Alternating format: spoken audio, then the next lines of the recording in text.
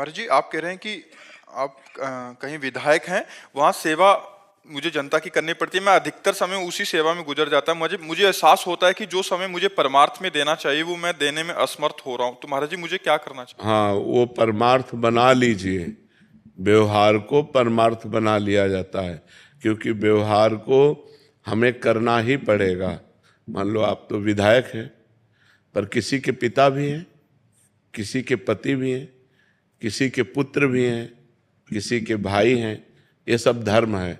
भ्रातृ धर्म, पति धर्म, पुत्र धर्म, ये भी धर्म है।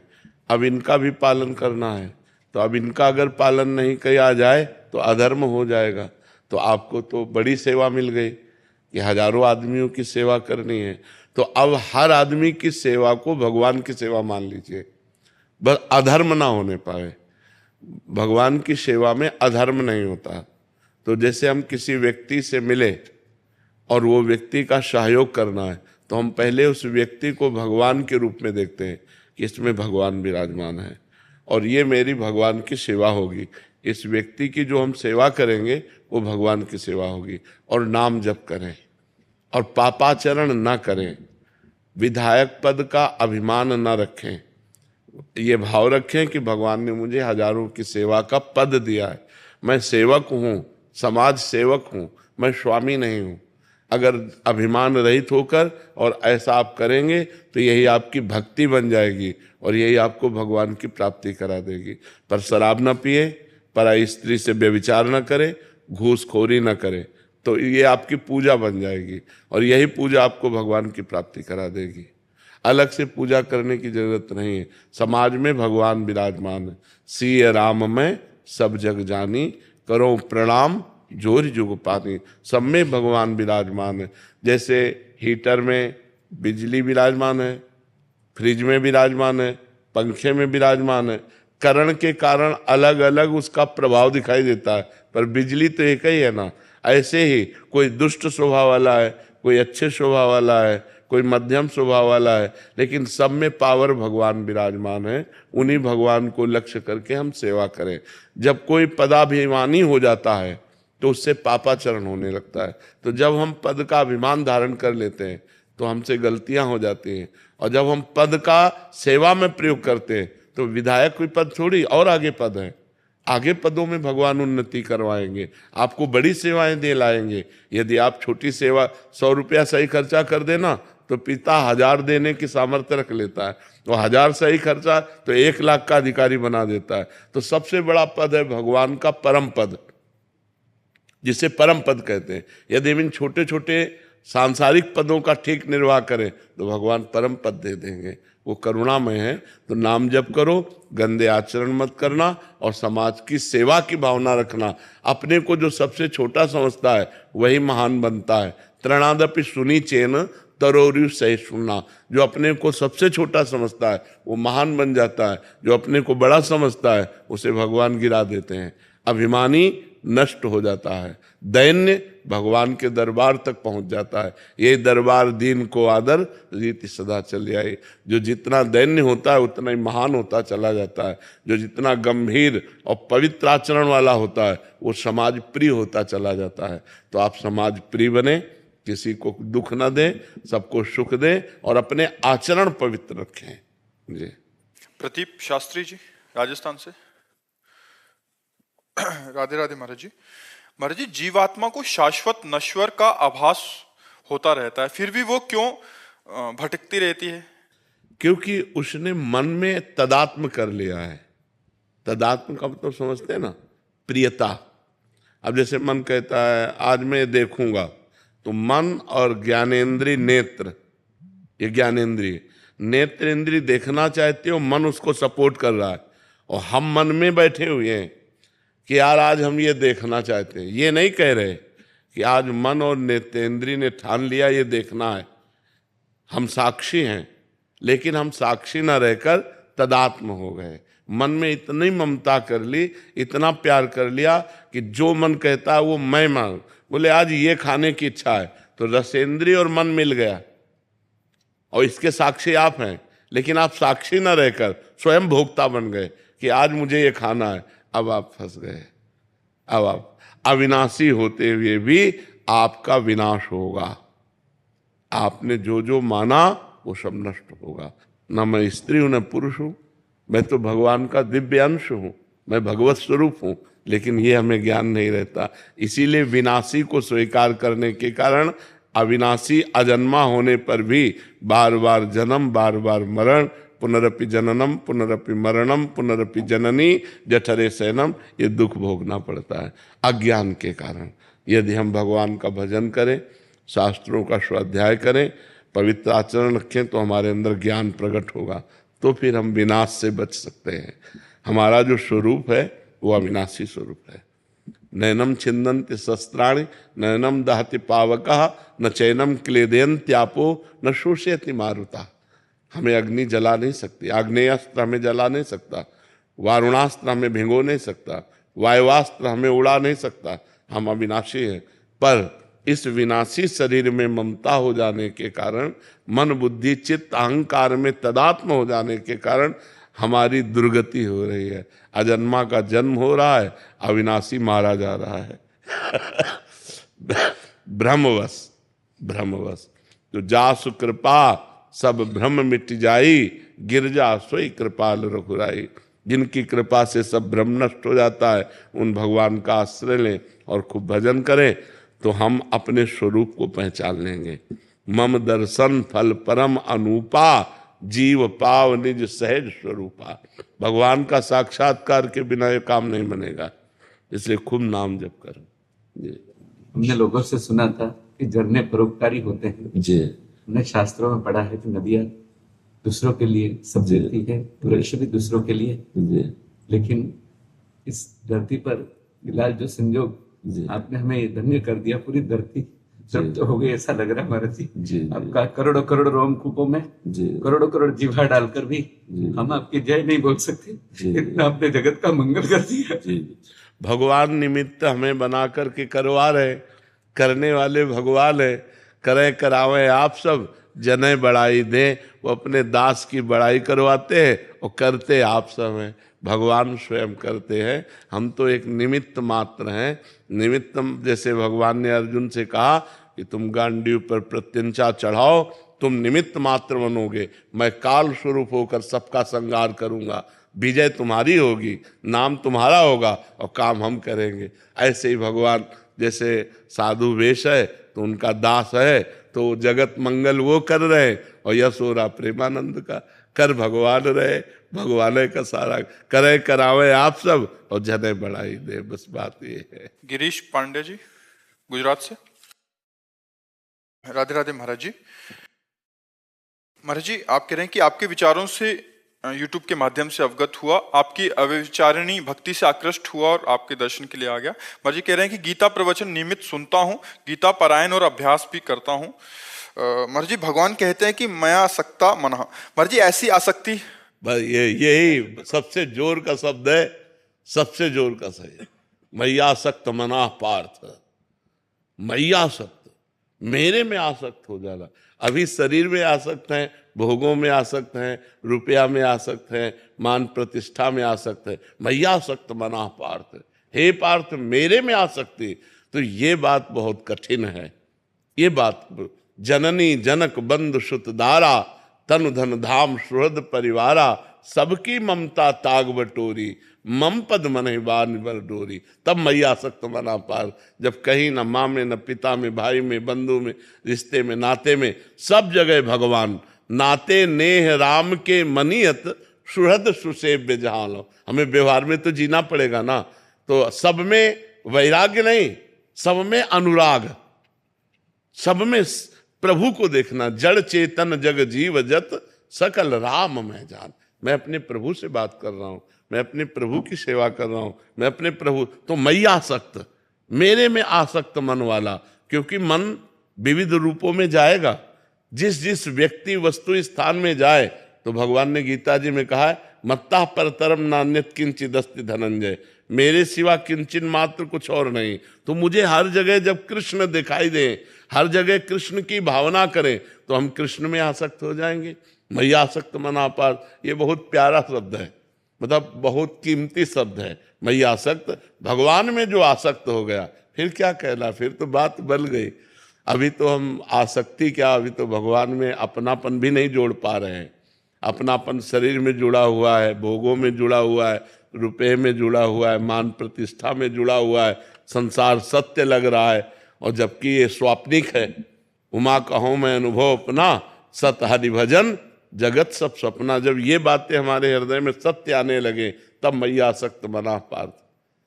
ऐसा होता है कि ये बुद्धि की समझ में आता है जी। लेकिन अनुभूति में नहीं आता है। ये भजन की कमी, बिना भजन के नहीं होगा। साधन को हरि भजन है, कै सत्संग सहाय। खूब नाम जप करो तो अनुभूति होने लगेगी। पढ़ने लिखने से हम उस बात का ज्ञान प्राप्त करते हैं, लेकिन अनुभव नहीं। अनुभव भजन से होता है। जैसे उपनिषद आदेश करता है, नायमात्मा प्रवचनेन लभ्या न मेधया न बहुना श्रुतेन। आत्मबोध बहुत प्रवचन करने वाले को नहीं प्राप्त होता। आत्मबोध बहुत प्रवचन सुनने वाले को प्राप्त नहीं होता। आत्मबोध बहुत बुद्धिमान को प्राप्त नहीं होता। जो आत्मा का वर्ण करता है वही आत्मबोध प्राप्त करता है। तो नाम जप करो, भगवान का जितना भजन करोगे, बिना भजन के स्थिति नहीं आएगी। जैसे आप बहुत प्रवीण बुद्धि के हो तो आप वेदांत याद कर सकते हो, गीता याद कर सकते हो, लेकिन अनुभूति नहीं होगी आपको। अनुभूति भजन से होगी। जितना भजन करोगे उतने अनुभूति होगी। इसलिए भजन पर चित्त लगाओ। अनन्य चेता सततम यो माम स्मृत नित्य सा, तस्याहम सुलभा पार्थ नित्य युक्तस्य योगिना। जो निरंतर मेरा भजन करता है, भगवान आदेश करते हैं, अनन्य चेता सततम यो माम स्मरते। जो अनन्य चित्त से मेरा निरंतर चिंतन करता रहता है, भगवान कहते हैं मैं सुलभ हूं, मैं उसको सुलभ प्राप्त हो जाता हूं। पर है कठिन अनन्य चिंतन। कहीं स्त्री का चिंतन, कहीं धन का चिंतन, कहीं ये चिंतन, कहीं वो भोग, कहीं ये संबंध, कहीं वो राग, कहीं द्वेष, बस ये इसी में विचरता रहता है मन। भगवान के अनन्य चिंतन में कहाँ लगता है। अब सब जगह से हटा हटा कर बार बार इसे भगवान में लगाया जाए तो ये भगवान में आसक्त हो जाए। मैया आसक्त बना पार्थ। दीक्षा जी दिल्ली से। राधे राधे महाराज जी। महाराज जी, क्या हम साक्षात प्रभु जी से बात कर सकते हैं? कर सकते हैं, वो है, उनसे बात कर सकते हैं। पर जैसे हम अपने भारत के प्रधानमंत्री से अभी बात नहीं कर सकते, उसके लिए हमको प्रोसेस करना पड़ेगा। तो एक भारत के प्रधानमंत्री से आप सहज नहीं मिल सकते। तो अनंत ब्रह्मांडों के स्वामी से, अनंत ब्रह्मांडों का स्वामी हर कण में है, तो यहां भी है। हर समय है तो इस समय भी है। सब रूपों में है, वो सब रूपों में है। बस हमको ये बात जान करके उनका जब भजन करेंगे और जितना हम तन्मय होते जाएंगे, मेरे प्रभु मेरे प्रभु मेरे कृष्ण मेरे तो गिरधर गोपाल दूसरो न कोई, तो बातचीत हो जाएगी। अभी दूसरा बहुत कुछ है, इसलिए बातचीत नहीं हो पाएगी। और उनको किसी प्रोसेस की जरूरत नहीं। आंसुओं की धार चलने लगे, रुदु सुस्वरम राजन कृष्ण दर्शन लालसा, तो तासा माविर भूत छौरी इसमें मान मुखाम्बुजा, पीतांबर धरा सृग्वी साक्षात मनमथ मनमथा। करोड़ करोड़ कामों को मोहित करने वाले श्री कृष्ण गोपियों के बीच में प्रकट हो गए। कब? जब रुदु सुस्वरम राजन, भगवान के लिए रोना आ गया। चिल्ला चिल्ला के रोने लगी, अब जिया नहीं जा रहा, हे कृष्ण आपके बिन। तो आगे बातचीत कर सकते हैं, आप उनसे हंस खेल सकते हैं, पर वो योग्यता बनानी पड़ेगी। हमको सारे संबंध छोड़ने पड़ेंगे, दूसरों न कोई। और ये बहुत कठिन है, ये बहुत कठिन है। ये कह देना सरल है, मेरे तो गिरधर गोपाल, लेकिन ये कह देना बहुत कठिन है कि दूसरों न कोई। ये बात आ जाए ना, दूसरों न कोई, तो बातचीत कर सकते हैं। उनका फोन नंबर है रोना। कबीरा हंसना छोड़ दे, रोने से कर प्रीति, बिन रोए किन पाइया प्रेम प्यारा मीत। जब हृदय विकल हो जाता है प्रभु के लिए, तो हृदय में ही है, वो प्रकट हो जाते हैं। और जब तक कहीं हम संतोष कर रहे हैं, मतलब किसी भोग में, किसी वस्तु व्यक्ति स्थान में, वो अंतर्यामी, वो सब जान। जब उनको लगा मेरे सिवा इसका कोई नहीं, अब मेरे बिना ये जी नहीं सकता, तो बस भगवान मिल जाते हैं। यही कह जाते हैं ना कि कलयुग में साक्षात भगवान नहीं दिख सकते। नहीं, कैसे, किसने कहा? मैंने कहीं पढ़ा। साक्षात भगवान कितने हजारों को दर्शन दिए। हम लोग बिना भगवान के जी रहे हैं क्या? है? बोलते हैं किसी रूप में आ जाएंगे पर साक्षात ही। क्यों साक्षात? उनको शर्म लगती है क्या आने में? क्यों नहीं आएंगे साक्षात? वो वही लोग हैं जिनको निराशा हाथ लगी है, वो ऐसे लोग बोल रहे हैं जो भोगों में फंसे हुए हैं। नहीं तो भगवान साक्षात हैं, और भगवान के बिना हम लोग ऐसे थोड़ी जी रहे, ऐसे हवा खा के थोड़ी जी रहे उनके बिना जी सकते हैं, है? तो फिर हमारा जब कोई है नहीं जीवन में, बचपन से लेके अभी तक, तो हम केवल बातों में जी रहे हैं क्या? हमारा जीवन केवल बातों से है क्या? फिर तो हम स्पष्ट कह देते, स्पष्ट माइक से कह देते, लेकिन नहीं। भगवान जिस रूप में चाहो, जैसे भाव से चाहो, बस उनके सिवा कुछ और चाहो मत। जा ही न चाही कबहु कछु, तुम सन सहेज सने, तो बसो निरंतर तासुर सो राउर निज के। आपने चाहा तो यहां आ गए ना, तो आप चाह करो, भगवान मिल जाएंगे। पर और चाहे सब मिट जाए, केवल एक चाह रह जाए कि बस श्री कृष्ण के सिवा और कुछ नहीं। ऐसा कहाँ हो पाता है? श्री कृष्ण ना मिले और हमारा भोजन पानी सब अच्छे से चल रहा है, तो ये प्रेम नहीं। नहीं खान पान ते भावे है, नहीं कोमल वसन सुहावे है, सब विषय लगे ते खारा है, हरि आशिक का मग न्यारा है। अब कुछ सुहाई नहीं दे रहा, चिल्ला चिल्ला कर रो रहा है, हे कृष्ण आपके बिना मैं जी नहीं सकता। अब उसे कुछ ना नींद आ रही, ना भोजन अच्छा लग रहा है, रात रात भर रोते बीत जाता है। तो वो इतने कठोर थोड़ी है, फिर प्रकट हो जाते हैं। नहीं तो पर्दे में रहते हैं वो, सबके हृदय में माया का पर्दा डाल करके त्रिगुण माया का वो रहते हैं। और जब भजन होना शुरू होता है तो धीरे धीरे पर्दा हटाते जाते हैं, और जहाँ उनकी मधुर झांकी हुई, बस जीव बावरा बन गया, फिर तो आनंद में डूब गया। फिर भजन थोड़ी करना पड़ता है, फिर ज्ञान विज्ञान भजन सब उसके हृदय में प्रकाशित हो जाता है। डॉक्टर अल्पना शर्मा जी, आगरा से। राधे राधे महाराज जी। महाराज जी, क्या मनुष्य से प्रारब्ध के कारण गलत कार्य हो जाता है? ईश्वर की निरंतर पूजा अर्चना करने के बाद भी अगर कुछ गलत हो जाए? नहीं नहीं नहीं, प्रारब्ध जो है वो फल है, वो क्रिया के लिए प्रेरित नहीं करता, वो परिणाम के लिए प्रेरित करता है। प्रारब्ध दो कर्मों से बनता है, एक शुभ कर्म, एक अशुभ कर्म। शुभ कर्म कहते हैं पुण्य को, अशुभ कर्म कहते हैं पाप को। वो पूर्व के कर्म से हमारे शरीर का निर्माण होता है, और उसमें फिर परिणाम आता है। हम चाहे जितना अच्छा कर्म करें, जब बुरा परिणाम आने को होगा, बुरा प्रारब्ध, वो हमें दुख देगा परिणाम में। हमसे दुख में कर्म नहीं कराएगा, हमसे दुख देगा। और जो दुख देने वाले कर्म होंगे उनको क्रियमाण कहते हैं, उसे प्रारब्ध नहीं कहते, वो आगे फल देंगे। अभी जो हमें फल मिल रहा है वो पूर्व से मिल रहा है। अभी जो क्रिया हो रही वो हमारी बुद्धि से हो रही, वो क्रियमाण है, और उसका फल आगे प्राप्त होगा। प्रारब्ध हमसे पाप नहीं कराता, ये नया कर्म है और इसका फल तुम्हें भोगना पड़ेगा। प्रारब्ध था, हमने पढ़ाई बहुत अच्छी की, डिग्री प्राप्त की, लेकिन नौकरी नहीं मिली, ये प्रारब्ध है। प्रारब्ध था, वो बुरा कर्म कर रहा है, लेकिन उसे बहुत अच्छा परिणाम मिल रहा है, बड़े सुख मिल रहे हैं, बड़ी उन्नति मिल रही, क्योंकि पूर्व का पुण्य उसका काम कर रहा है। और जब पूर्व का पुण्य खत्म हो जाएगा और वर्तमान का पाप और पीछे का पाप जुड़ेगा, तो वो नष्ट हो जाएगा। समझ पा रहे हैं आप जी? देश बंधु जी, राजस्थान से। राधे राधे महाराज जी। महाराज जी, श्री वृंदावन नामावली में कहा गया है कि जो इसका नित्य पाठ करेगा उसे अवश्य ही श्री वृंदावन धाम का वास मिलेगा। तो महाराज जी, क्या इसी जन्म में मिलता है महाराज जी? वैसे ही इस स्तुति में कहा गया है।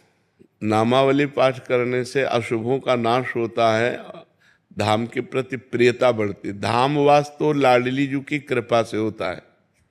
जिनको वृंदा विपिन है, कृपा तिन्हि की होए, वृंदावन में तबही तो रहन पाइए सोए। जब तक महारानी जी कृपा नहीं करेंगी तब तक वृंदावन वास असंभव है। तो महारानी जी से प्रार्थना करो, किशोरी जी से प्रार्थना करो, रो कि मुझे वृंदावन वास मिल जाए। किसी सहचरी की कृपा हो जाए तो बहुत जल्दी वृंदावन वास मिल जाए।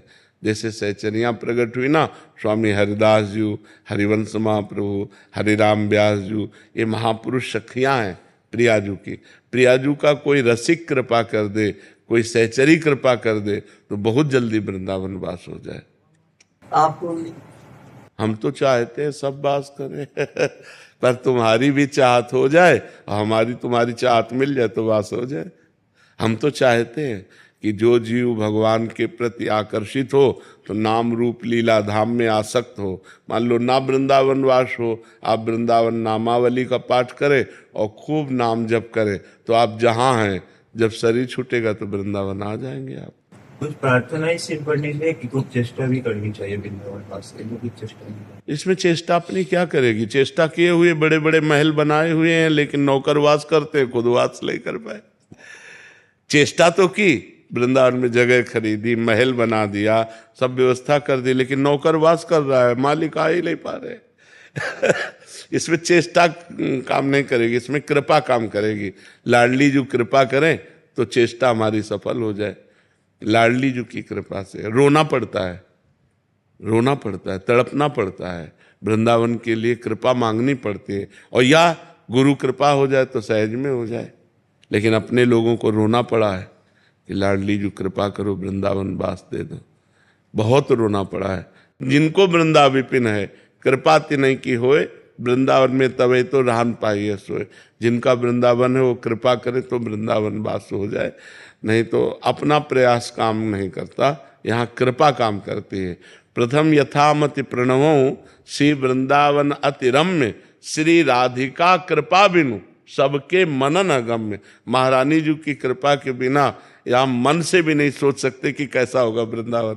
अगर मन में भी आ रहा वृंदावन तो श्री जी की कृपा है, जबान में आ रहा वृंदावन वृंदावन तो श्री जी की कृपा है, अगर वृंदावन वास हो गया तो श्री जी की कृपा है जी। हर्ष और चिराग जी नागपुर से। राधे राधे। राधे राधे महाराज जी। महाराज जी, आप कह रहे हैं कि आप दोनों भाई शतरंज खेल खेलते हैं, उसमें पहले आपके आदेश हुआ था कि जो भी धनराशि जीते हैं उसे गौ माता का हरा चारा खिला दें। महाराज जी, अब कोई भी प्रतियोगिता हम या स्कूल में कोई भी परीक्षा, उससे प्रारंभ में हम पूरा अपने पूज्य गुरुदेव को स्मरण करते, राधा रानी के 28 नामों का जप करते हैं और कृष्णाय वासुदेव मंत्र के साथ ही अपना कार्य आरंभ करते हैं। गुरुदेव आपकी कृपा और राधा रानी के आशीर्वाद से 3 महीनों में हमने बहुत सारी शतरंज जो भी खेली उसमें 45,000 की धनराशि अर्जित किया है। आपसे विनती है कि हमें मार्गदर्शन करें कि अब इस धनराशि को कहाँ लगाएं।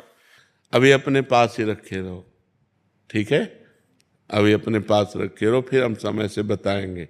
अभी और एकत्रित करो, फिर अब की बार ठाकुर जी का फूल बंगला बनवाना, ठीक है? थोड़ा और पैसा एकत्रित हो जाए तो जैसे राधा वल्लभ जी का है या बिहारी जी का फूल बंगला बनवाना, तो तुम्हारे खेल से उनका फूल बंगला बन जाएगा, उसमें बैठे रहेंगे तो अच्छा रहेगा, ठीक है? भोग लगवाना और ठाकुर जी का फूल बंगला, थोड़ा और पैसा हो जाए, मतलब इससे डबल हो जाए तो थोड़ा फूल बंगला बढ़िया बन जाएगा, ठीक है? बहुत अच्छे बच्चे हो, ऐसे ही उन्नति करो, खूब नाम जप करो और खूब अच्छी उन्नति करो। जो अपनी लौकिक उन्नति को भगवान के चरणों में समर्पित करता है वो महापुरुष हो जाता है। हाँ, अभी बच्चे हो, देखो इतना धनराशि एकत्रित किया ना खेल करके, और खेल करके जब इतने डबल हो जाए तब फूल बंगला बनवा देना, ठीक है? हाँ, आपकी ठाकुर जी की सेवा कर, गौ सेवा हो गई, अब गोविंद की सेवा कर देना। महाराज जी, मैं इनकी माता हूँ, तो सर इतना पूछना चाहती हूँ, आज की युवा पीढ़ी जिससे गलत आचरणों में बढ़ रही है, मैं चाहती हूँ कि इनकी कोई भी तरीके से वो जो धनराशि है उससे इनकी आध्यात्मिक प्रगति हो। हाँ, और ये सही मार्ग पे चले आगे। ये अपने आप चलेंगे, अपने आप चलेंगे। जिनका मन और जिनका धन अगर भगवान से जुड़ गया, कहीं एक हिस्से में भी जुड़ जाए तो उसका पतन नहीं होता। भगवान ऐसे रक्षा करते हैं, करो सदा तिनके रखवारी, जिम बालक राखे मातारी। ये जो आज की युवा पीढ़ी भ्रष्ट हो रही है, अध्यात्म से नहीं जुड़ी, भगवान से नहीं जुड़ी, शास्त्र स्वाध्याय नहीं करते, संतों की बातें नहीं सुनते, नहीं मानते, तो अब girlfriend, boyfriend, live in relation, व्यसन, व्यभिचार गिरते चले जा रहे हैं। तो बिना अध्यात्म के बुद्धि पवित्र नहीं होती। और आज का नवयुवक अध्यात्म से जुड़ना कम चाहता है, जुड़ रहे हैं पर कम जुड़ना चाहते हैं, क्योंकि व्यभिचार में संयम लगाएगा अध्यात्म, व्यसन में संयम लगा देगा अध्यात्म, और व्यसन व्यभिचार छोड़ना नहीं चाहते।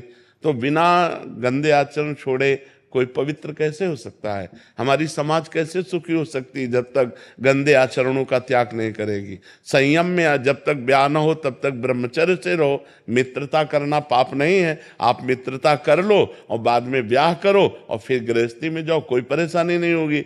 जैसे 4 होटलों का भोजन खाने वाला एक रसोई का भोजन बराबर नहीं खा सकता, क्योंकि उसकी जबान चंचल हो गई। ऐसे ही रसेंद्री जनेंद्री सब इंद्रियां हैं।